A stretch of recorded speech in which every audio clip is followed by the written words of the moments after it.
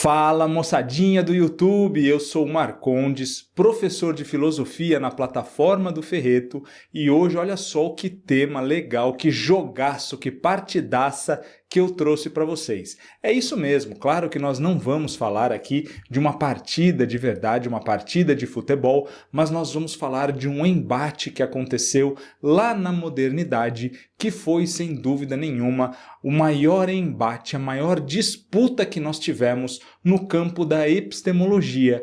Hoje nós vamos falar então da disputa entre empiristas de um lado e racionalistas do outro. Então se segurem aí na cadeira, porque nós vamos já apresentar os times e os lados opositores nesse jogaço de bola que é tema da nossa aula de hoje.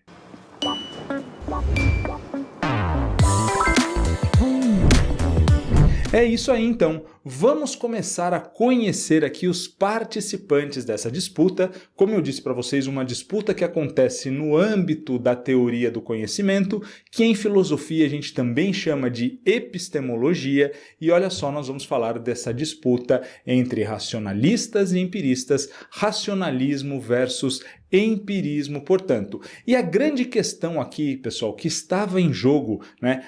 O time vencedor queria ter a resposta para a seguinte pergunta: qual é a origem do nosso conhecimento? E atenção, porque muita gente se confunde aqui justamente nessa pergunta. Nós estamos querendo saber qual é a origem do conhecimento. Então, se eu pergunto para vocês, olha só, os empiristas, eles acham que a razão não existe? Que a razão não participa do conhecimento?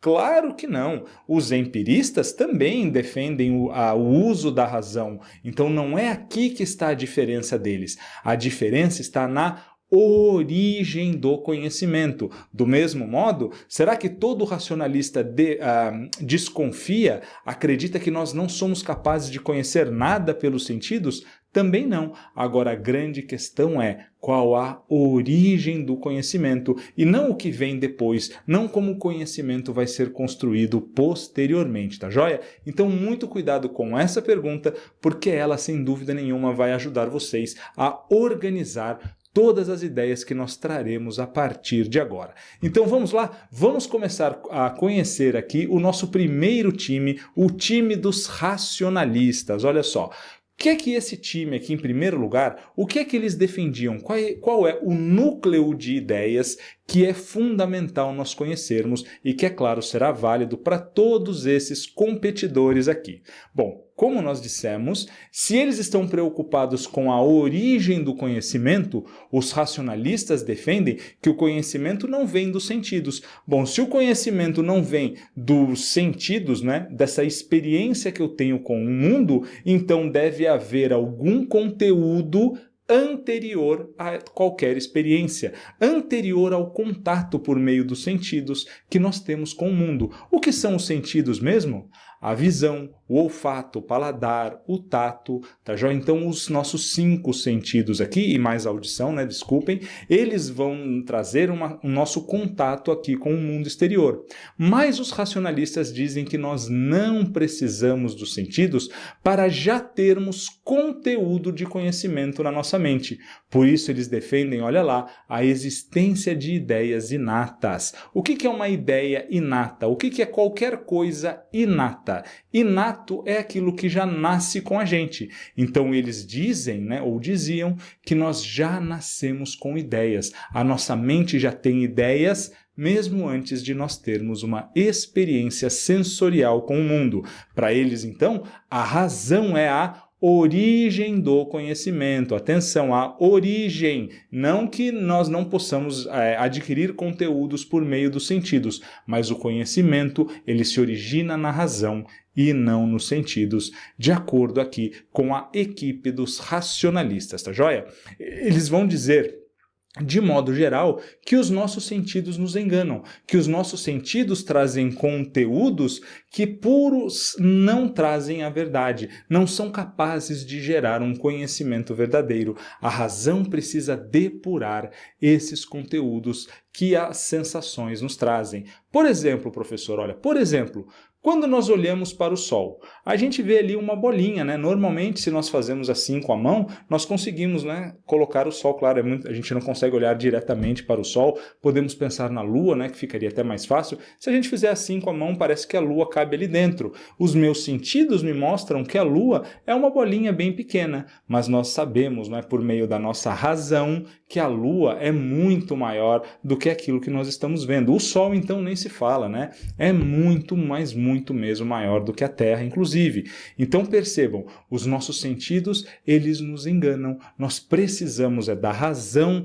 para chegar ao conhecimento, dizem aqui os racionalistas. Vamos conhecer o nosso time, então? Quem são os principais jogadores aqui dos racionalistas? Pessoal, de longe, o mais importante, vocês sabem, é o René Descartes, ok? Então, o René Descartes, nós vamos nos aprofundar um pouquinho na teoria dele. Claro, nós não podemos tratá-los aqui de modo completo, já que essa é uma aula para dar para vocês uma visão geral desse problema, dessa disputa, mas sim, com esse conteúdo da aula de hoje, vocês serão capazes de resolver várias questões de prova, tanto do Enem quanto de vestibulares tradicionais. Além do Descartes, outro grande racionalista moderno é o Spinoza. Olha só, o Spinoza, um dos meus filósofos favoritos, não aparece tanto em prova, mas faz parte aqui do time.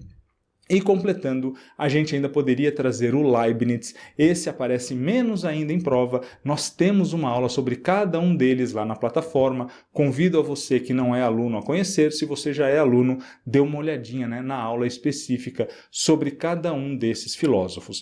Mas, como eu disse para vocês, desse time aqui, o grande camisa 10 é o René Descartes. Então é sobre ele que nós precisamos entender um pouquinho mais.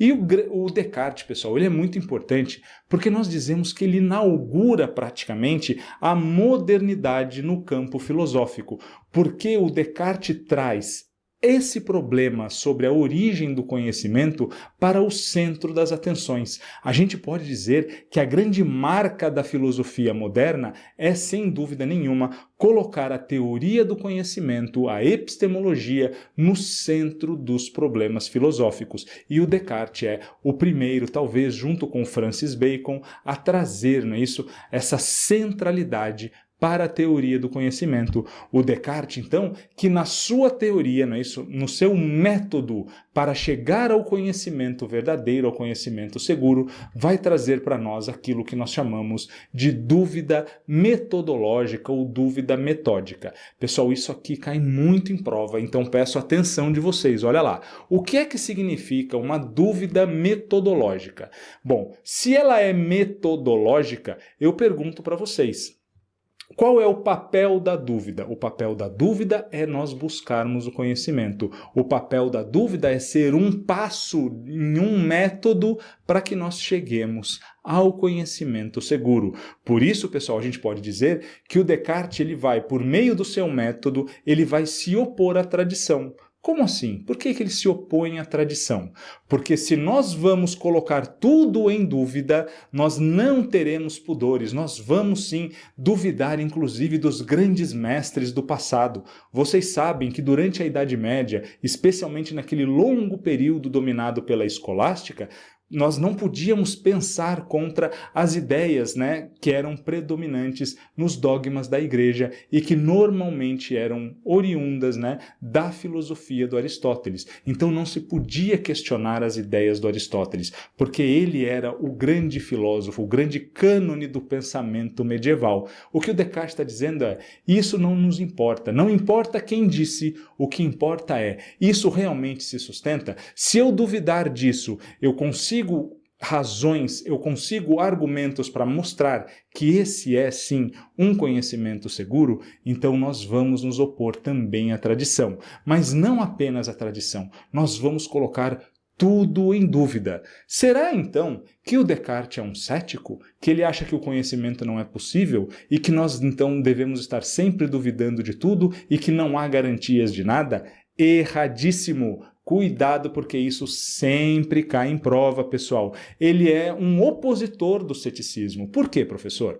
Porque se nós dizemos que a dúvida dele é metodológica, quer dizer que ele duvida para chegar ao conhecimento. O que é um cético? Um cético é aquele que duvida da possibilidade de nós conhecermos. E o Descartes não duvida disso. Ele vai colocar todo o conhecimento em dúvida justamente porque ele quer buscar o conhecimento, ele quer chegar a um conhecimento seguro, tá joia? Bom, acontece então que esse senhor, o Descartes, quando ele era bem jovem, ali por volta dos 40 anos, mais jovem, portanto, do que esse professor que vos fala, ele resolveu então colocar realmente todo o conhecimento que ele tinha adquirido até aquele momento em dúvida. Ele senta então, ele narra nas suas meditações, ele narra que senta ali na frente de uma fogueira e começa a pensar quais conhecimentos, se é que ele tem algum, seriam realmente conhecimentos seguros. Pessoal, e ele começa então duvidando, como nós vimos, dos sentidos. Ele vai dizer, não, os sentidos não nos trazem um conhecimento seguro, porque se nós podemos pensar, exemplos aqui em que os sentidos nos enganam, quando, por exemplo, a gente vê o Sol girando em torno da Terra, embora nós saibamos que é a Terra, na verdade, que gira em torno do Sol, então os sentidos, eles não são um bom parâmetro para o conhecimento. Então vamos descartar todo o conhecimento que vem dos sentidos. Nós queremos um conhecimento seguro, indubitável. E aí, pessoal, é claro que ele vai pensar na matemática. A matemática é um conhecimento que nós nunca vemos estar errado. Mas o Descartes diz o seguinte, não, eu quero um conhecimento tão seguro, mas tão seguro, que mesmo uma hipótese maluca, completamente disparatada, mesmo essa hipótese não possa derrubar o meu conhecimento. E daí ele pensa o seguinte, olha, vamos imaginar aqui, claro que ele não acredita nisso, por isso ele chama essa de uma dúvida hiperbólica. Ele diz, olha, vamos imaginar então que todas as vezes que eu somo 1 mais 1 e chego ao resultado 2, existe um ser, um gênio maligno que está me enganando, Ele vai lá, eu tento chegar à resposta correta, mas ele sempre me diz que é 2, me diz que é 2, e eu acredito que aquilo está certo, porque eu sempre sou enganado. Ele vai dizer, bom, é claro que a gente não acredita nisso, é claro que isso é um absurdo, mas eu posso chegar a essa possibilidade de duvidar da matemática. E se a matemática, na verdade, for um engano da raça humana? Ele vai pensar o seguinte, olha, mesmo assim, alguém está sendo enganado ao errar nas contas. Todas as vezes que eu coloco algo em dúvida, alguém está pensando sobre isso, alguém está duvidando do conhecimento. Todas as vezes que eu penso, mesmo que eu esteja errado, mesmo que eu não exista enquanto esse corpo físico, mesmo que eu não esteja aqui, mesmo que a Terra não exista, mesmo que a matemática esteja errada, alguém está se enganando, alguém está imaginando tudo isso, alguém está duvidando do conhecimento. Ele chega, portanto, pessoal, naquilo que nós chamamos de cogito, que em latim é cogito ergo sum, nada mais, nada menos do que a frase mais importante da história da filosofia, o penso logo existo. O que é que significa então e por que que esse daqui é o primeiro conhecimento, a primeira verdade que nós podemos descobrir quando nós colocamos tudo em dúvida? Porque, como eu disse para vocês, mesmo se eu me enganar, ou mesmo se eu estiver sendo enganado, quando eu faço matemática, por exemplo, tudo aquilo que eu não consigo enxergar o erro, mesmo assim, alguém precisa existir para estar duvidando, para estar se enganando, para estar sendo enganado. A partir do momento que eu penso, opa, eu posso ter a certeza de que eu existo. Essa é a primeira verdade, uma verdade que nem os céticos são capazes de derrubar. Nem a hipótese mais esdrúxula, mais maluca, pode derrubar esse primeiro conhecimento. E acreditem, a partir apenas desse conhecimento, ele vai reconstruir, vai mostrar a validade das ciências, é claro, da matemática, todas elas, então, no seu livro Meditações Metafísicas ou Meditações de Filosofia Primeira, uma leitura que eu recomendo fortemente. Mas nós vamos parar por aqui, porque o que mais cai na prova está aqui, tá joia? Vou mostrar para vocês, então, uma questão bem recente que cobrou esse conteúdo. Vamos lá.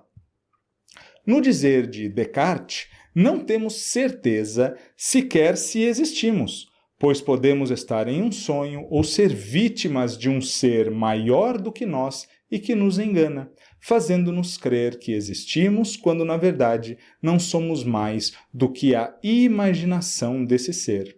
No entanto, mesmo quando nos enganamos, precisamos do pensamento. Quer dizer, para nos enganarmos, temos de pensar, e para pensar, precisamos existir. Ora, se podemos nos enganar, então pensamos, e se pensamos, então existimos, né? Exatamente aquilo que nós acabamos de falar agora. Olha só a questão aqui que caiu em 2022. A respeito da filosofia do Descartes, então, considere as afirmações a seguir.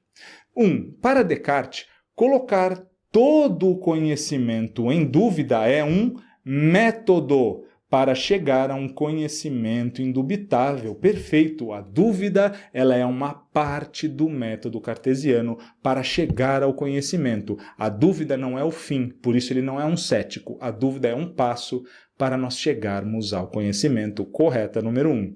2. O conhecimento obtido por meio dos 5 sentidos é a única garantia do que é verdadeiro? Não, para o Descartes não, pessoal. Ele é opositor dos empiristas, né? Quem diz que o conhecimento que vem dos 5 sentidos é verdadeiro é o outro time, são os empiristas. O Descartes não. Ele mostra, né, que os sentidos nos enganam. E ele diz, quem já me enganou uma vez não é um bom juiz, não é um bom árbitro, e eu não devo confiar nele, tá joia? 3, então, a evidência do pensamento é o fundamento para outras verdades, como a existência de Deus e as verdades matemáticas. Está correto. O que é a evidência do pensamento? É esse fato autoevidente de que aquilo que pensa existe. No momento em que eu estou pensando, eu obrigatoriamente tenho que existir. A partir dessa evidência, como nós vimos, ele vai conseguir provar, sim, a existência de Deus. Para vocês terem uma ideia, nas meditações ele dá 3 provas da existência de Deus. A partir dessa evidência do penso, logo existo, ele vai sim mostrar que a matemática ela deve ser verdadeira, a ciência também é um conhecimento verdadeiro, tudo a partir da sua pedra fundamental, que é o cogito, né? Que é o penso, logo existo, como nós acabamos de ver. Então estão corretas, olha só, a afirmativa 1 e a afirmativa 3, isso que nós encontramos aqui na letra B, né? Que diz que estão corretas apenas 1 e 3, gabarito, galerinha, letra B de bola, tranquilos? Bom, vamos então, é claro, passar para o time opositor. Vamos ver agora quem serão, né, os grandes craques dos empiristas, tá joia? Começando antes de vermos os personagens, vamos falar aqui das principais ideias que eles defendem. Em primeiro lugar, então, ao contrário dos racionalistas que acreditavam que o conhecimento já nascia conosco na nossa razão, eles agora vão dizer não. O conhecimento só pode ter origem nos sentidos. Eu só posso ter conteúdos na minha mente a partir do momento em que eu tenho um contato sensorial com o mundo, em que eu vejo alguma coisa, em que eu toco alguma coisa, em que eu cheiro, em que eu ouço. Eu vou então receber essas informações do mundo e aí sim o conhecimento será construído na minha mente. A minha mente, portanto, é uma tábula rasa. Tábula rasa nada mais é, pessoal, do que uma folha em branco. Então a nossa mente não tem ideias inatas. Não existem ideias que já nascem conosco. As ideias só se formam depois que nós temos um contato com o mundo, ou seja, por meio da experiência. Tranquilos? Então essas são as principais ideias dos empiristas. Vamos agora sim conhecer o nosso timaço aqui de craques dos empiristas. O primeiro deles, pessoal, o Francis Bacon, muito importante, um filósofo que defendeu, né, uma reformulação do conhecimento para que o homem efetivamente pudesse dominar a natureza, um conhecimento que trouxesse benefícios ao homem. Nós podemos, sem dúvida nenhuma, dizer que é graças às ideias aqui do Francis Bacon que a ciência, né, dará um grande salto durante a Idade Moderna, especialmente lá com a Revolução Científica, porque o Bacon defende o quê? Um conhecimento que traga benefícios ao homem, um conhecimento que possa ser aplicado na prática, e não aquele conhecimento teórico que ficava sendo debatido nos mosteiros, nas igrejas, durante a Idade Média, especialmente no período da escolástica. Não, ele queria um conhecimento que trouxesse aplicações práticas científicas, e foi efetivamente o que aconteceu durante a Revolução Científica lá na Idade Moderna, tá joia? Bom, outro grande nome aqui desse time, né? O John Locke, ele também é fundamental, um dos primeiros pensadores. Nós vamos ver que essas ideias básicas aqui dos empiristas são aquelas que mais caem quando a gente fala do John Locke. Normalmente as questões são bem simples quando a gente fala do Locke. Vou mostrar isso já para vocês. E depois, pessoal, olha só, esse que cai bem menos, que é o George Berkeley. Ele que é irlandês, e por fim, o grande craque, o grande camisa 10 aqui desse time, que é o David Hume, sem dúvida nenhuma, o filósofo mais profundo desse grupo e também aquele que mais aparece em prova. Então percebam que esse time aqui praticamente, ou na realidade só tem aqui representantes das Ilhas Britânicas, né? O Bacon e o Locke são ingleses, o Berkeley é irlandês e o Hume é escocês. Então agora que nós apresentamos o nosso time, vamos falar bem rapidamente aqui do John Locke. Ele que, né, como eu disse para vocês, cai em prova basicamente com aquele núcleo mais básico de crenças dos empiristas. Então, na sua teoria do conhecimento, ele, como um bom empirista, vai dizer que as nossas ideias nascem dos sentidos, porque a nossa mente, na realidade, é uma tábula rasa, uma folha em branco, e é claro, portanto, que ele se opõe às ideias inatas. Então, sabendo aquele núcleo que nós acabamos de comentar, vocês vão tirar de letra as questões sobre o John Locke. Querem ver só? Vamos resolver uma juntos aqui. Ampliando suas investigações para além de suas capacidades e deixando seus pensamentos vagarem em profundezas, a tal ponto de lhes faltar apoio seguro para o pé, não é de admirar que os homens levantem questões e multipliquem disputas acerca de assuntos insolúveis, servindo apenas para prolongar e aumentar suas dúvidas e para confirmá-los ao fim num perfeito ceticismo. Então Locke dizendo aqui que os homens eles se perdem nos argumentos, nas dúvidas, nas questões, especialmente naquilo que nós chamamos de metafísica, quando nós queremos saber sobre a essência de Deus, a imortalidade da alma. Por que que os homens se perdem quando eles vão para esses caminhos tortuosos aqui do conhecimento? Porque, pessoal, se nós só temos conhecimentos que vêm para nós por meio dos sentidos, é claro que fazer metafísica significa aquilo que está além da física. Aquilo que está além do mundo físico não é capaz de me fornecer nenhum tipo de conhecimento. Eu não tenho um contato sensível com almas, com anjos, com Deus. Então é claro que quando eu tento conhecer esses objetos que não fazem parte do mundo físico, eu acabo caindo na dúvida, eu acabo caindo no ceticismo. É isso que está nos dizendo o John Locke. Olha o que a questão nos pede. Considerando a passagem acima e a obra de que foi extraída, segundo Locke, os homens tornam-se céticos por quê? Letra A, porque eles são capazes de obter apenas um conhecimento provável acerca das coisas? Não, os homens são capazes de obter um conhecimento seguro, mas apenas acerca daquelas coisas que nós podemos conhecer por meio dos nossos sentidos, e não sobre quaisquer coisas, não é isso? Letra B, porque os homens não limitam suas investigações ao que é possível conhecer. Perfeito. Os homens, eles vagam para além do conhecimento possível. Qual é o conhecimento possível? Aquele conhecimento que nos é dado por meio dos nossos sentidos. Quando nós saímos desse tipo de conhecimento, é claro que já não há mais base nenhuma para nós discutirmos, já não há mais conhecimento possível. Então os homens eles se tornam céticos, eles caem na dúvida, porque eles não limitam as suas investigações àquilo que é possível conhecer. Correta a letra B. A letra C diz, então, porque eles dependem da experiência sensível para conhecer. Sendo essa experiência enganosa? Claro que não. Em primeiro lugar, não é porque eles se baseiam, dependem da experiência que eles se tornam céticos. Se eles fizessem isso, eles não se tornariam céticos. E a questão realmente vai por água abaixo quando ele diz que a experiência sensível é enganosa. Não, o Locke ele é um empirista. A experiência sensível é o fundamento, a origem do conhecimento. Letra D, então dizendo que eles se tornam céticos céticos porque não são capazes de encontrar um apoio seguro para os seus pensamentos. Cuidado, né? Essa daqui poderia ter trazido dúvida. Os homens são capazes de encontrar um apoio seguro para o pensamento?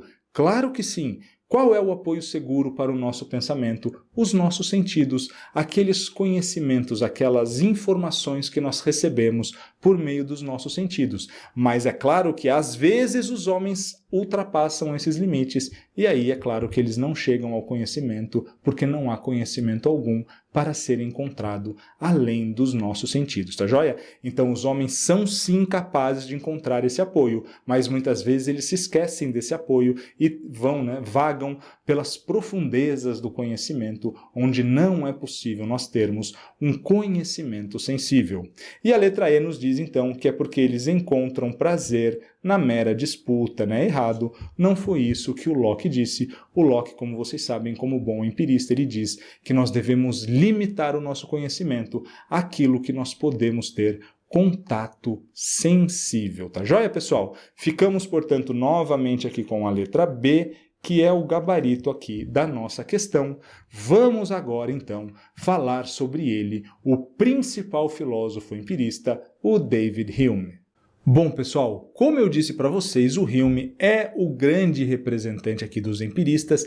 Ele vai efetivamente levar ao extremo essa ideia de nós basearmos todo o nosso conhecimento nas nossas sensações. Então, quando nós falamos da epistemologia, da teoria do conhecimento de Hume, nós temos que entender o seguinte: ele vai estudar o que é essa percepção que nós temos do mundo por meio dos nossos sentidos. E ele vai descobrir que essa percepção ela pode ser dividida em dois momentos. Em primeiro lugar, nós temos aquilo que ele chama de impressões. O que é uma impressão?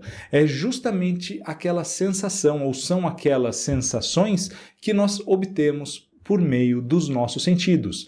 E é claro que essas sensações, elas são muito fortes. Por exemplo, se nós falamos aqui da sensação de calor, né? Então, como é que eu aprendo o que é o calor? Como é que eu recebo essa impressão do mundo? Por exemplo, colocando a mão no fogo. Se eu colocar a mão no fogo, perceba, eu vou receber uma sensação de calor que é muito forte, é uma impressão mesmo. Como um carimbo, né, faz uma impressão numa folha de papel, é desse modo que os nossos sentidos recebem do mundo as nossas impressões. Então nós realmente somos marcados, é uma marca física que nós recebemos. Então a sensação é muito forte, né? Eu não aguento falar, né, ou eu não aguento receber essa sensação, por exemplo, do calor do fogo durante muito tempo, né? Poucos segundos ali, e eu vou ter que tirar a mão, provavelmente vou queimar a minha mão.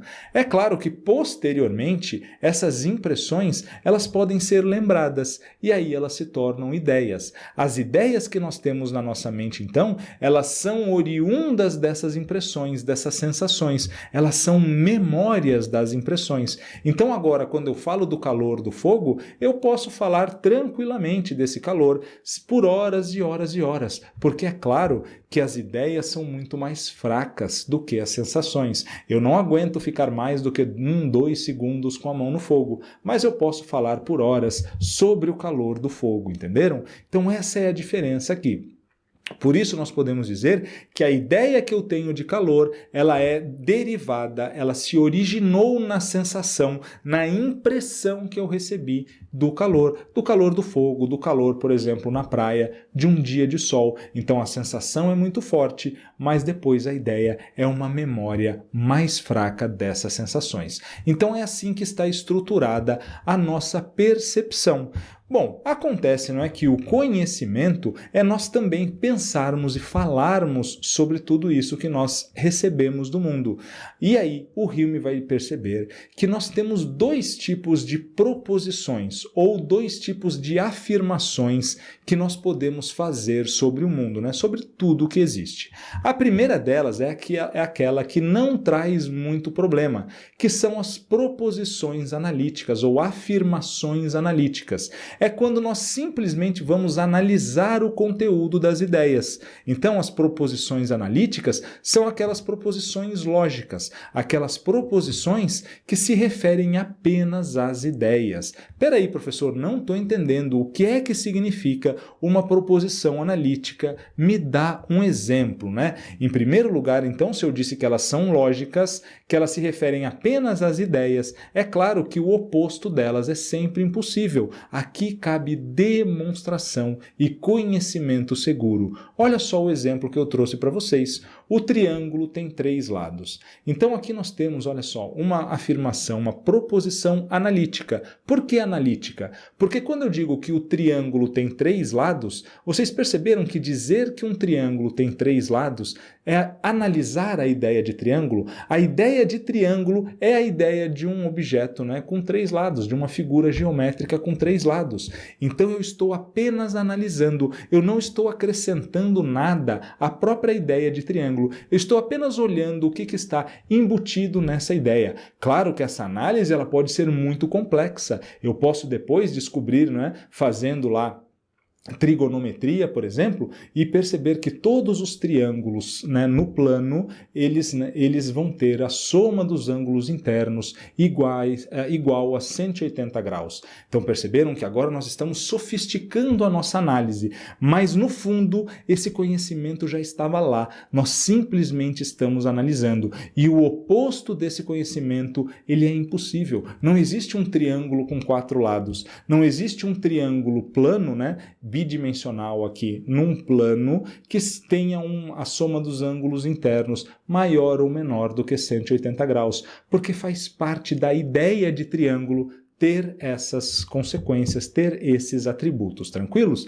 Então, quando a gente faz matemática, a maior parte da física, nós estamos falando aqui de proposições analíticas, proposições lógicas, proposições cujo oposto é impossível. É claro que aqui eu sou capaz de demonstrar a verdade dessas proposições. Só que essas proposições, elas não interessam tanto aqui a análise do Hume, porque ele está realmente preocupado com as proposições sintéticas, que são proposições que vão acrescentar algo quando eu falar sobre o mundo. São proposições que vão falar sobre questões de fato, sobre o próprio mundo, que podem parecer muito mais simples, inclusive, do que as proposições matemáticas, mas nós veremos que elas trazem uma dificuldade muito maior aqui quando a gente fala de teoria do conhecimento. Se eu digo, por exemplo, que esta mesa que está na minha frente é branca, perceba, não faz parte da ideia de mesa ser branca. Por quê? Porque eu posso ter uma mesa preta, ou seja, o oposto da ideia de uma mesa branca é perfeitamente possível. O oposto de uma proposição analítica é impossível. Não existe um triângulo que não tenha 3 lados, mas existem mesas que não são brancas. Perceberam, então, que quando a gente fala de questões de fato, o oposto é sempre possível. Nós estamos acrescentando informação aqui e não apenas analisando a ideia. Nós não estamos falando apenas das ideias, nós estamos falando do mundo. Olha só um exemplo aqui que o Hume trouxe para nós. Ele nos diz, né, que o sol nascerá amanhã. Quando eu falo o sol nascerá amanhã, o Hume se pergunta: qual é o conhecimento que eu tenho que me faz chegar a essa conclusão? Porque o sol sempre nasceu todos os dias da minha vida, eu vou afirmar então que o sol nascerá amanhã. Mas percebam, pessoal, o que me leva a esse conhecimento é uma coisa que se chama hábito. É simplesmente porque o sol nasceu todos os dias da minha vida que eu vou dizer que ele nascerá amanhã. Não existe nada na ideia de sol, no conceito de sol, que me obrigue a garantir que ele nascerá amanhã, que faça com que essa proposição seja uma proposição necessariamente verdadeira, uma proposição demonstrável. Nós sabemos, inclusive, que em algumas partes do globo o sol não nasce todos os dias, né? Se nós estivermos nos polos, por exemplo, nós temos, né, 6 meses de noite, 6 meses de sol. Por quê? Porque o sol, né, o nascimento do sol, ele depende da posição relativa da Terra. Então perceberam que aqui nós não temos uma verdade demonstrável, nós não temos um conhecimento seguro. Embora seja um conhecimento sensível, ele é um conhecimento que se dá por meio do hábito, é apenas uma crença. Vamos falar um pouquinho melhor sobre isso, porque aqui, pessoal, o Hume vai realmente levar o empirismo ao extremo. Quando ele fala do conhecimento, então, se nós estamos falando das relações de ideias, das proposições analíticas, sem problema nenhum, aqui nós temos demonstração, conhecimento seguro. Mas se nós falamos de questões de fato, se nós falamos das proposições sintéticas, aí, pessoal, somente o hábito é que vai nos levar a dizer que o mundo continuará se comportando no futuro da maneira com que ele se comportou até hoje. É somente o hábito. Isso significa que as relações de causa e efeito não podem ser extraídas das coisas. É simplesmente o hábito de nós virmos uma coisa se seguir da outra, uma coisa estar próxima da outra, que nos faz acreditar que uma é causa da outra. É o fato de eu sempre ver o fogo onde eu vejo fumaça que me leva a acreditar, que me leva a crer que onde há fumaça há fogo, que o fogo é a causa da fumaça ou que a fumaça é o efeito do fogo. Mas nós sabemos, existem tipos de fumaça que não são fumaças geradas pelo fogo, né? É o caso, por exemplo, lá do gelo seco, do CO2, que também gera fumaça, mas cuja causa não é o fogo. Então perceberam que quando nós falamos do mundo, quando nós falamos de proposições sintéticas, quando nós falamos de questões de fato, nós temos apenas uma crença e não um conhecimento seguro. É claro, né, pessoal, que o Hume chega então a um forte ceticismo por meio do seu empirismo. E eu quero mostrar isso aqui para vocês, por quê? Porque, em primeiro lugar, isso cai muito em prova. E, em segundo lugar, porque aqui o Hume está encaminhando o nosso debate, a nossa disputa para uma solução. Parece que vai haver um vencedor aqui no nosso debate e eu já mostro para vocês qual foi o resultado desse grande jogo, dessa grande disputa entre racionalistas e empiristas. Mas antes vamos resolver mais uma questãozinha juntos aqui sobre o David Hume. Olha só, questão da FUVEST de 2023. O filósofo David Hume apresenta a seguinte relação entre sensações ou, em suas palavras, sentimentos e ideias. Em suma, todos os materiais do pensamento são derivados do nosso sentimento, né, ou das nossas sensações externo e interno. Apenas a mistura e composição destes materiais compete à mente e à vontade. Ou, para me expressar em linguagem filosófica, todas as nossas ideias ou percepções mais fracas são cópias das nossas impressões ou percepções mais fortes, mais vívidas, ok? Um texto aqui, né, um trecho da investigação sobre o entendimento humano que o David Hume escreveu. Olha o que a questão nos pede, então. É possível tornar mais clara a concepção de Hume, vinculando-a a fatos cotidianos. Qual situação confirma a relação proposta no excerto? Pessoal, então aqui nós temos algumas relações que a questão nos pede para ver qual delas confirma essa ideia de que as nossas ideias, todas elas derivam de uma impressão sensorial. Olha a letra A. Diz que algumas pessoas não sabem de onde vêm os seus sonhos, né? Errado, pessoal. Porque os próprios sonhos, as imagens que nós temos nos sonhos, todas elas vêm de onde? Vêm dos nossos sentidos, né? Por meio dos nossos sentidos, nós conhecemos o mundo e, posteriormente, a nossa mente ela vai elaborar, trabalhar aqueles conteúdos.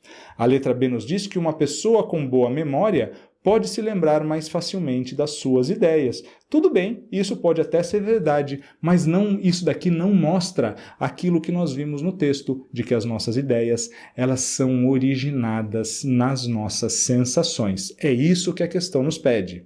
A letra C nos diz que uma pessoa que nunca experimentou o guaraná não pode ter ideia do seu sabor perfeito. Como é que eu vou ter conhecimento do sabor de uma coisa se eu não tive a impressão? O conhecimento do sabor do guaraná é uma ideia que só pode existir se eu em algum momento tive contato, ou seja, se eu experimentei por meio, né, do meu paladar o Guaraná. Corretíssima a letra C. A letra D nos diz que é possível manter a ideia de um cavalo alado por muito tempo na mente. É verdade. E qual o problema disso, né? Um cavalo, eu tenho a sensação de cavalos, eu já vi cavalos e já vi vários animais que têm asa. A minha mente simplesmente combina os dois, cria um cavalo alado, né? Um cavalo com asas. Isso daqui não é aquilo que nós vimos, né? Isso daqui não contraria, mas também não mostra de maneira mais clara aquilo que nós vimos no trecho do David Hume. E a letra E nos fala que comer uma maçã envolve experiências sensoriais. Sim, envolve experiências sensoriais. De novo, embora seja uma afirmação correta, ela não espelha, ela não confirma aquela relação entre ideia e sensação, entre ideia e impressão que nós vimos no texto. Por isso, galerinha, olha só, gabarito aqui é a letra C. Tranquilos? Bom, para nós finalizarmos aqui o nosso grande jogo, o nosso grande embate entre racionalistas e empiristas, qual foi o resultado, então, dessa grande partida que ocorreu na Idade Moderna? Pessoal, o resultado aqui foi um empate e o surgimento de uma terceira corrente, a corrente crítica, que virá com o Immanuel Kant. O Kant, então, diz que ele que sempre adorou Descartes, ele diz que quando ele leu Hume, ele despertou do seu sonho metafísico e ele percebeu que era preciso uma nova teoria do conhecimento, uma teoria que desse conta de todas essas críticas, de todos esses argumentos, né, de todos esses argumentos que o Hume trouxe, né, mostrando que o empirismo puro, ele também traz, olha só, um forte ceticismo, porque não haveria conhecimento seguro sobre o mundo, já que todo o nosso conhecimento seria baseado apenas no hábito e o máximo que nós poderíamos ter sobre o futuro é uma mera crença e não conhecimento. Só que, pessoal, sobre o Kant e a sua teoria crítica, nós falaremos num próximo encontro. Por enquanto eu me despeço, deixo a todos um forte abraço e até a nossa próxima aula.